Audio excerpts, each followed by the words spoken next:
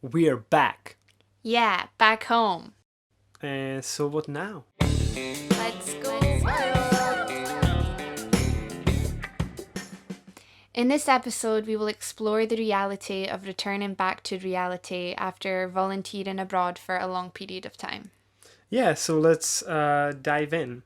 First of all, let us update you on where we are at this moment in our integration to normal life. Laurie, take it away. Yeah, so just now we're still in Potterton. It was only meant to be for a couple of weeks, but my mum extended her stay in Brazil, so we're still here, pet sitting the animals and looking after the house. And yeah, we've been looking for jobs and applying for jobs and flats down in Dundee. So yeah, when my mum gets back, hopefully, we'll properly be able to get that ball rolling. Yeah, we went through process of thinking of where we'll actually end up, right? Yeah. It was quite an interesting thought exercise because we just wanted to get jobs that we are proud of and that like align with our values, For sure, and yeah. also that like kind of progress our careers as well. Mm-hmm. So it's like a lot of things to ask as well when you want to live somewhere specific. Like Yeah. we really feel we want to live in Dundee, Yeah, for sure. but obviously there is many more opportunities in London or Edinburgh, but it Yeah. just didn't. But then we'll be like Yeah. isolated. So. Yeah, and we'll pay much more money because it's like bigger city. So there is all this going on right now, but I think we are onto something, Yeah. right? We'll keep you updated. Yeah. Okay, so we thought we could chop the different points we want to make about coming back from volunteering into cons and pros, as we have a tendency to do so. So let's start with the cons. What negative things can you experience after returning? For any traveller, obviously the main point is the anticlimax. So you've been away all this time, enjoying life, doing all this crazy stuff, and you can't wait to come back and tell your friends and family about it. From my point, I definitely felt weird when I was home initially. I felt like I didn't want to go see anybody, which isn't like me, and I just felt out of place. And also it's a bit hard coming back and being in a city, especially if you've been like out in the country or around lots of like lush green stuff. And animals. Exactly, yeah. It's kind of, we're in an in-between stage because we're at my mum's house in Potterton and we are out in the country and there is animals and I am going out to the forest and stuff like that. But yeah, and there's also a feeling that people back home are still the same but you feel different. Yeah, which obviously is not true, but there is this weird sense of familiarity of the place. Like, and I can see that from my point of view when I left home when I was 19, went to study here, and then every time I returned for holidays back home, it felt like no time passed there, but I was changing so much. But everyone was staying the same. But it's only because cities are like social bubbles, and basically whatever ideas and things they keep circulating in there, so it's like an echo chamber. Yeah. And then if you return, especially from traveling or from anywhere abroad where the perspective is slightly different, the whole social structure is a little bit tweaked and stuff, you just see it so much. It's really crazy. So I think there might be a sense of that for people, but just have patience. Yeah, so the second point for the cons would be you can really miss it, which is understandable, but when I was writing this, I was thinking, okay, well, why would you not just keep doing it if you really miss it? And obviously there is few obvious things about it, and that's you get expired visas, for example, especially if you're working outside Europe.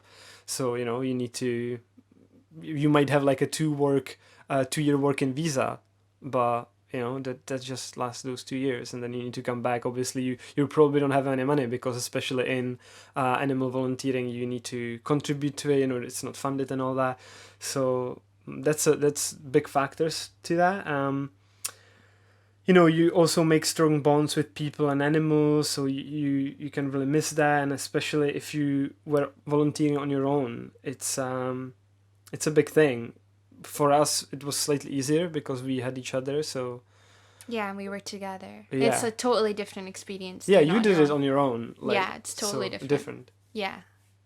Because Yeah. it's like bearable when you're away missing everyone and comforts from home, because it's like you've got your main comfort with you. Yeah, that's true. So. Yeah. So like it's bearable. Yeah, I don't know how to explain it. But like you're saying about you make the connections with people in animals when we were away. Yeah, that's true. But then when we were there, we were missing people from back home. I know. So it's like there's this constant pool. Like it doesn't matter where you are, you're just constantly missing things and wishing people could be a part of things, and it's crazy, right? Yeah. The third point is social values might feel off, because we were surrounded by so many like-minded people for such a long time that you, like, how do you explain it? Yeah, you're basically surrounded by a certain level of bias, to be honest. Like it might be a positive one, Yeah. but everyone's sharing the same values and it feels really good. It feels really good because like, honestly, not being challenged on a daily basis for just living life, like if we're out, if at my old work, like in the canteen, if I was eating something and someone's like, oh, what's that? And I'd be like, oh, explaining what it is, it's a vegan meal. And then they're like, oh, you're vegan. And then it's like this whole thing around it, and it's just really draining, like that you've got to constantly explain yourself to someone, like not having to explain yourself, like why you don't want to hurt animals. Yeah. When we were away, like very rarely had to explain why I was vegan. It was just an obvious. Yeah. Which I like, and I don't know how to say this without being audible, because like before I was vegan, I didn't understand really why people were vegan. So I don't mind people asking me questions that are really interested in it. But what's weird is the tone behind some people's reactions about it. That's just an example. It happens with everything. Like, I don't drink either. So that's another thing, like, oh, you don't drink. And then you're challenged on that all the time as well. So it's just nice when you're surrounded by like-minded people that you don't have those daily interactions and like complicatedness. Yeah, and also imagine being surrounded by a group of people and you all do things for the same purpose. Sounds like we're in a cult. In a cult. Yeah, but that's why people long to be in a cult, because of that feeling of ease. Everyone's behind the same ideals and behind the same meaning, and we all search for meaning, right? And then when you're in a place where it's just a given, okay, we're doing this for nature, conservation, veganism, whatever, oh man, it's really good. But obviously then you return home, and this point is about you feeling off, with society's values around you. Yeah. So. And you're made out to be a freak. Yeah, of course. Like you're made out to be like the not so functioning human, because you're not willing to believe in like a system that was just created by someone, and and you were told, oh, this is the best functioning way, and if you don't apply to these rules, then you're a weirdo. Yeah. And you're challenged. Yeah. It's always like that with being different. But I think the big point here is basically share your stories and educate where appropriate, but don't be preachy. Don't take it too hard at everyone. Like you might feel like people around are just not on your level, or some people I know, it might get really preachy, and it's just not how you change people's opinions. Try to be an inspiration and try to embody the values you learned about and stuff like that. So I think that's the way to do it. And a fourth con we have here is, a little bit connected to this. Some family and friends might just not seem to care that much.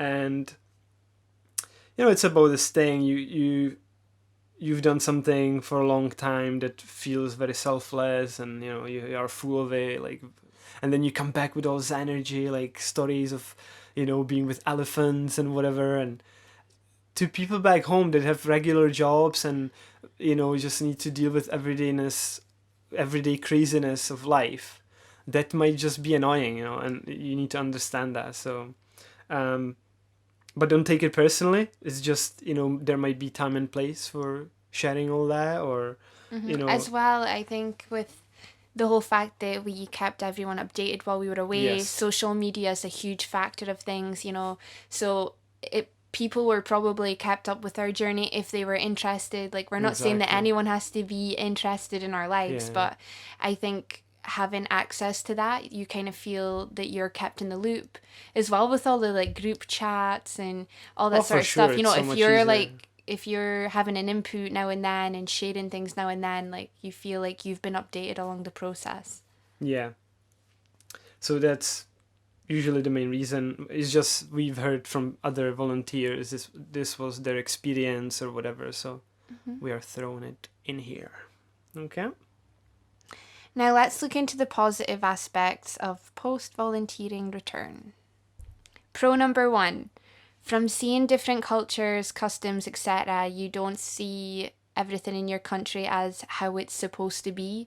So being taken out of your own country and you going and exploring other places and other countries, you see how their system works and how they deal with things, and just seeing a different way. It's like, oh, you're kind of taken out of the box, like thinking out the box, like, oh, okay, could do it this way, could do it that way.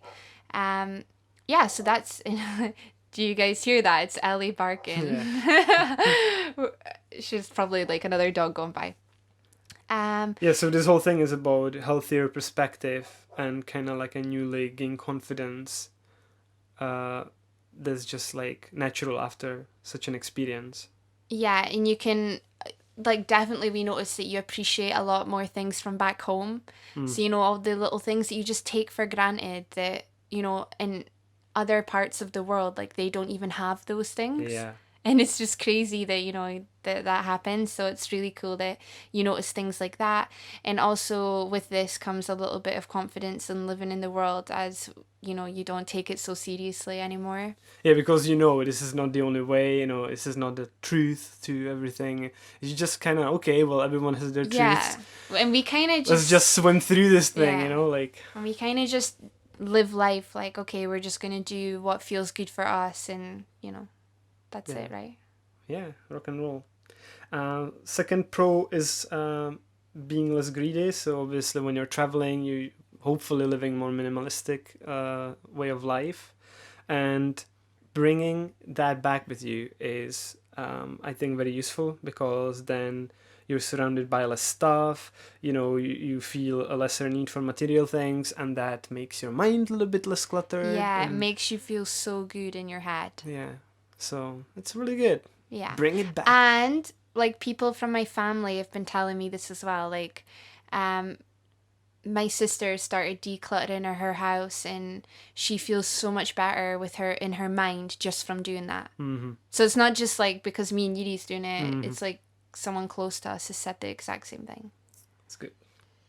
Pro number 3 is all the new vegan products. So while we were away, there was a hell of a lot of releases of vegan foods. Like, it just boomed when we were away. Vegan magnums, new vegan ice creams. Literally every single restaurant in Aberdeen does vegan food. Like, so much stuff. Like, I would screenshot images from Vegan Food UK and send it to my, my family that's vegan. And my little niece, who's 7, I called her when I was in Germany, and I was like, yeah, when I'm home, I'll take you to Pizza Hut and we'll get the new pizza. And she's like, Laurie, how do you know all this stuff? Like, you're in a different country, but you know more things than me and mummy. So yeah, that was very exciting. And it wasn't like, oh, I wish I was home for that food, but I was like, oh yes, when I get back, we can have the magnums, and I love trying new vegan stuff. And when we were in Czech Republic, we found them. The magnums. Yeah. I was like, oh my god, Jiri. So we got them before we even got home, which was pretty cool.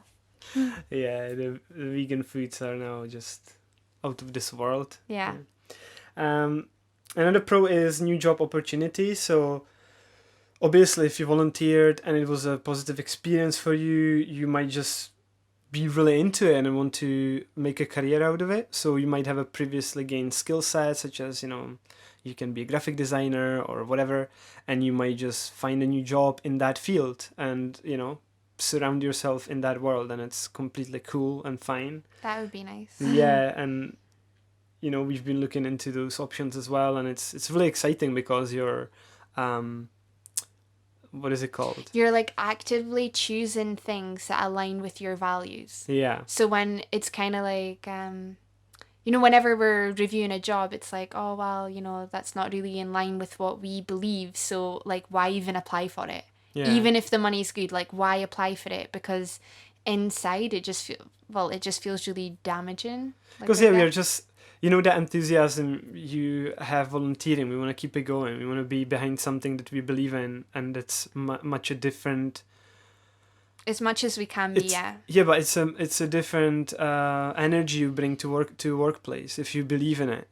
Yeah. Like, there was a difference between my software job and my working for the uni job. Is working in education just felt like so rewarding for you. Yeah, it's just felt amazing because you were helping young people to learn things, and it's amazing. Yeah. Mm-hmm. Another point is you might want to become more adventurous in your normal life. So you might seek going out to nature or wanting to see more awe and adventure, and just like feeling good. So it's not like you just go away and then you come back to your 9-to-5 jobs and you don't, well, I don't know, maybe you do, but we don't do stuff like that, right? We're like planning already, like another holiday, like when I'm going to go over see my dad, and yeah. Okay, and as a last point, we have new friends to visit or visiting you, and that's pretty cool. I can't remember how many times, right, being away, we met people even for like shorter periods of time, and they were like, oh my god, if you ever visit like this place or this place, you need to come and stay with us. And you've always got a home in Australia. Yeah, like States and everywhere. It's such a good feeling having friends all over the place. That's true. Yeah. And so you can visit them if you have a way there, and they can visit you as well. You can show them around. In conclusion, everyone has different reasons for volunteering, different conditions from where they came from. So therefore, it will be very varied for everybody when they come back from volunteering, like back home from volunteering. Yeah, and depending on the volunteering organization that they worked for, the experience might be awesome or it might suck. Yeah. However, if the volunteering side worked well for you, when you come back home, you will probably feel a little off balance, which is normal. And it's up to how skillfully you integrate your experience back into that everyday life. Mm-hmm. Maybe what you realize is that you just need to keep doing this, which we also saw with many volunteers. They would get the work visas ended and then reapply like a year later or something, just get money and go straight back. Mm-hmm. Unfortunately, we're ending this episode on a very sad note. We would like to dedicate this episode to Will, who was the incredible chef at the Vervet Monkey Foundation in South Africa. After some time being back home in Europe, he unfortunately took his own life. It's so sad that he's no longer with us. Yeah, Will was a really nice person, made the most amazing vegan foods, and was such a great activist for the animals. Our love and thoughts go out to all of his family and friends. There is currently a memorial fund campaign on GoFundMe for Will to help his family with some costs for his funeral and transfer from the UK, as he was French. If anyone is able to help Will's family through this difficult time, please contribute whatever you can. We will put the fundraiser link in the episode description. Thank you so much. Yeah, thank you. We would like to finish the episode here, but before we do, if you suffer from suicidal thoughts and feelings, please don't bear this on your own. Before you do something irreversible, please talk to someone about how you're feeling. If you don't have anybody to talk to, or you feel that you don't want to talk to people you know, you can always contact the Samaritans. It is a free UK helpline service that helps with the reduction of feelings of isolation and disconnection that can lead to suicide. Yeah, you can email them at joe, which is jo@samaritans.org, or call them for free at any time on 116-123. Please don't struggle with difficult feelings alone. If you're outside the UK, you can always call the emergency line in your country and they will always help and talk to you. If you're worried about someone else or would just like to educate yourself more about the science, facts, and myths of suicidal depression, please visit the Samaritans website at samaritans.org.